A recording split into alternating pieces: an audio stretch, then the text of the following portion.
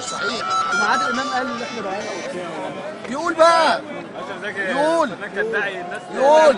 ومحمد صبحي برضه، محمد صبحي كل اللي يقول منافقين. عايز تبقى مع النظام خليك مع النظام، هتركب الطفطف هتطير على مطر. قال لك المتظاهرات مش من طبيعه الشعب المصري ورفض التظاهرات دي كلها. من النهارده مفيش حكومه، احنا الحكومه. من النهارده مفيش حكومه، احنا الحكومه. غنم كله يوزن ويتناقش وفي الاخر نتفق على حاجات اساسيه، مش عايزين تمييز بين الناس.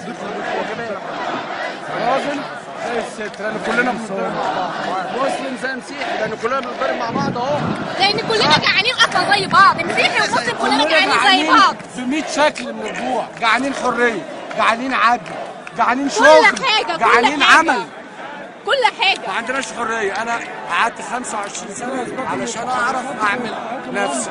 تتعب كشاب، تتعب 5 سنين 10 سنين زي في المانيا زي في فرنسا زي في اي بلد. حضرتك انا بشتغل شغلانتين وكمان مش نافع، يعني بروح بيتنا الساعه 9 وكمان مش نافع. هم قاعدين في بيوتهم نايمين في السراير واكلين شاربين عايشين في قصور. بس هي ايه؟